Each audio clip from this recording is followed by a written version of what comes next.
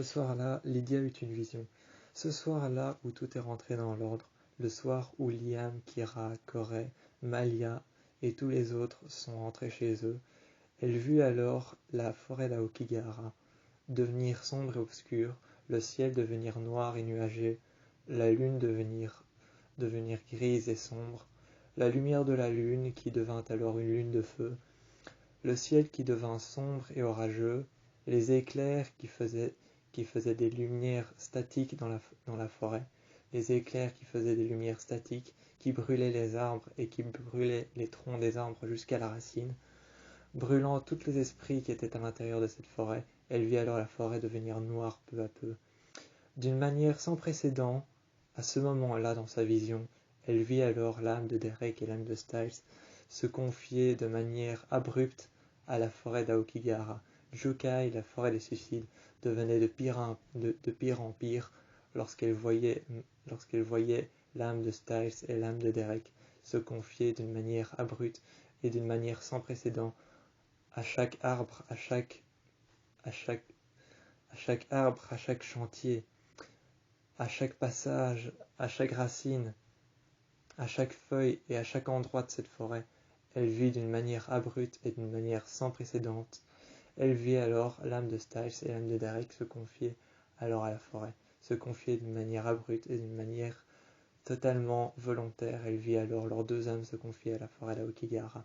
C'est alors qu'elle traversa la forêt toute seule dans le brouillard, éclairée par la lumière brute des éclairs qui brûlaient la cime des arbres jusqu'au plus profond du tronc, ainsi que les racines qui se trouvaient sous le sol. Elle vit alors les éclairs au-dessus d'elle, les nuages devenir noirs, la fumée obscure qui sortait de derrière la lune qui était devenue lune de feu. C'est alors que ce soir-là, elle perdit tout contrôle de ses pouvoirs.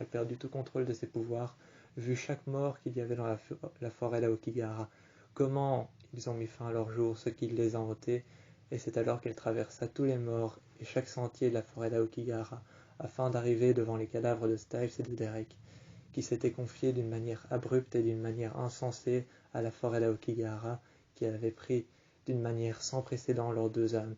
Elle comprit alors en se réveillant ce soir-là et en voyant toutes les morts possibles qu'il s'était passées dans la forêt. En voyant toutes les morts et toutes les personnes qui avaient mis fin à leur jour, elle se réveilla en criant, et c'est alors que Lydia se réveilla et sursauta de son lit en se réveillant en criant. Elle se réveilla alors en criant, sursauta de son lit, trébucha par terre, et c'est alors qu'elle se regarda dans le miroir, et derrière elle vit la...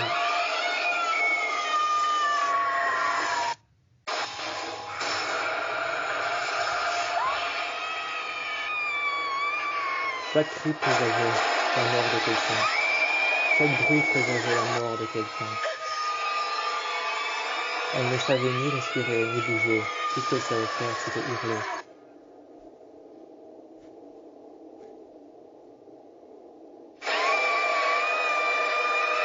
Mais un soir, elle est arrivée devant le cadavre de Derek et Styles. Ce soir-là, elle comprit que lorsqu'elle criait, ce n'était pas pour rien, c'était pour quelque chose.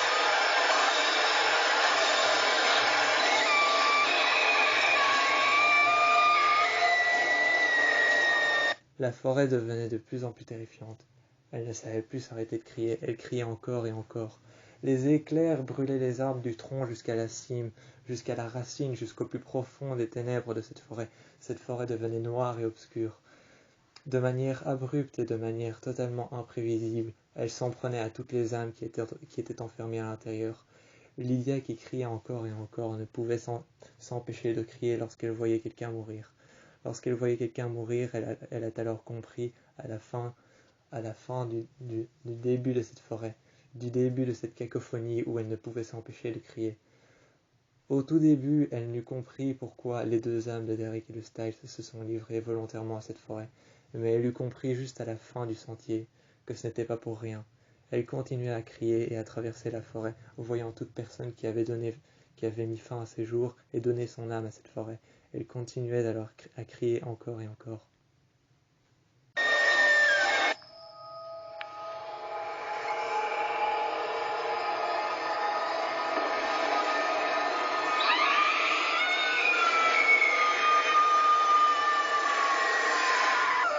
Très souvent, le silence faisait son apparition, mais peu souvent les esprits avaient l'impression d'être pris en otage par quelque chose.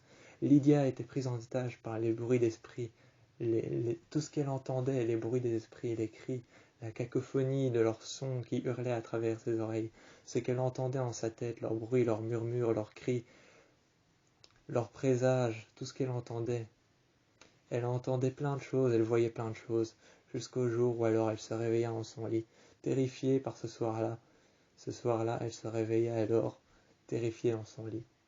Elle ne put présager une chose pareille. Lorsqu'elle vit les deux cadavres de Derek et Styles, elle comprit que Styles était en fait parti. Il n'était plus revenu, il était en fait parti. Derek et Lydia, ce soir-là, lorsqu'ils sont revenus à la forêt d'Aokigahara et qu'ils sont revenus à Soho, ne sont pas revenus avec Styles et avec une carcasse différente. Semblable à Styles, mais différente de Styles, ce n'était pas lui. Ce n'était pas lui, Styles n'était toujours pas là. Styles était toujours prisonnier de la forêt, prisonnier d'un endroit qu'il ne connaissait pas, un endroit qui pouvait peut-être ne pas être la forêt. Dans quel endroit se trouvait-il? C'était la question à savoir. C'est alors que ce soir-là, il comprit qu'en fait Styles n'était pas dans un endroit, ni même dans un lieu, ni même dans la forêt d'Aokigahara. Jukai, la forêt des suicides, n'avait pas enfermé son propre enveloppe charnée. La forêt des suicides n'avait pas enveloppé son propre enveloppe charnelle à l'intérieur de ces terres, à l'intérieur des racines, à l'intérieur des troncs des arbres ou des sentiers. Sa propre enveloppe charnelle était dans un endroit qu'on ne pouvait décréter comme le nulle part. Le nulle part était un endroit qui n'avait ni lieu, ni endroit, ni côté, ni présage visible. Il n'y avait ni cri, il n'y avait ni soupçon par rapport à rien d'autre. Il n'y avait aucun soupçon par rapport à rien d'autre, aucun jugement, aucune damnation, aucune punition. Cet endroit était juste le vide absolu, aucun jugement, aucun soupçon, aucun présage, aucun cri, aucune voix, juste le vide absolu, les ténèbres et rien d'autre. Il se trouvait actuellement là, mais seulement il avait eu un don. Il avait eu un don lorsque le kitsune avait réussi à le sauver à la centrale électrique. Il pouvait confier son âme à quelqu'un lorsqu'il mourrait. Ce soir-là, Styles eut confié son âme à quelqu'un. Il eut confié son âme à Allison. Allison est alors la gardienne de son âme. Cependant, Allison ne savait pas comment faire réapparaître Styles. Ça, Allison ne pouvait pas le savoir car elle ne pouvait pas faire réapparaître Styles. C'était Styles qui décidait quand il apparaissait à travers elle. Ce soir-là, Derek vint chez Allison et apparut à sa porte et lui dit « S'il te plaît, est-ce que je pourrais voir Styles ?» Et c'est alors que Styles entendit le message par rapport à l'endroit auquel il se trouvait. Il entendit le message par rapport à l'endroit dans lequel il se trouvait, l'endroit sans jugement, l'endroit sans précédent dans lequel il avait cru pouvoir être enfermé dans la forêt d'Aokigahara et pouvoir être libéré par Lydia et Derek. Cependant, il entendu ce bruit qui résonna à travers sa tête comme un murmure. Le bruit qui résonna à travers sa tête comme un murmure était la voix de Derek qui disait alors à Allison qu'il voulait le voir. Ce bruit qui disait alors qu'il voulait le voir résonnait dans sa tête encore et encore, cet endroit sans précédent dans lequel il n'y avait aucun jugement ou aucun bruit, aucun jugement, rien qui ne pouvait perturber personne, juste le vide absolu. Cela résonna dans sa tête et c'est alors qu'Allison dit alors à Derek « Oui, bien sûr ».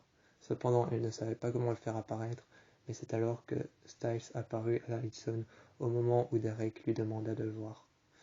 Au moment où Derek lui demanda de le voir, Styles apparut à Allison. Il apparut à Allison à ce moment-là, et c'est alors qu'ils commencèrent à parler.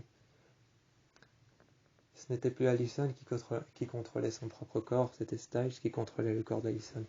Ce soir-là fut un soir des plus bizarres pour Lydia, car Lydia ne savait pas trop comment comprendre ou comment apercevoir la situation. Elle ne savait pas s'il était mort ou vivant, car son âme avait été confiée à quelqu'un de bien vivant, mais cependant Styles était bien et réellement mort. Elle ne savait pas comment interpréter la situation. Cela avait donné à son pouvoir une envergure des plus terrifiantes. Elle ne savait plus contrôler son pouvoir ce soir-là.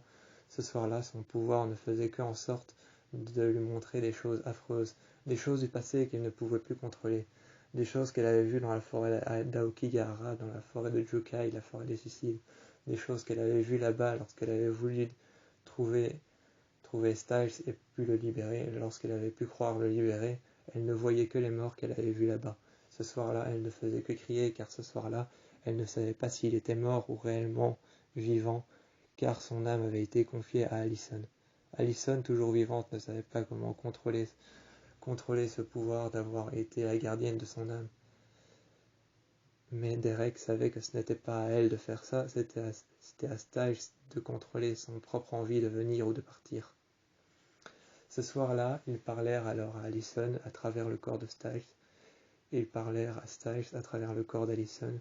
Cela était peu importe la combinaison. Peu importe la combinaison, ce soir-là, ils parlèrent à travers le corps de Styles qui se trouvait dans le corps d'Allison. Peu importe la combinaison, il lui disait ce qu'il avait envie de lui dire. Pendant ce temps, elle, Lydia, ne savait pas comment faire ni quoi faire. Elle hurlait à tout bout de champ lorsqu'elle voyait la mort de quelqu'un, car à Aokigahara, beaucoup de gens ont mis fin à leur jour, beaucoup de gens y sont restés, mais cependant la forêt restait de plus en plus sombre lorsqu'elle criait.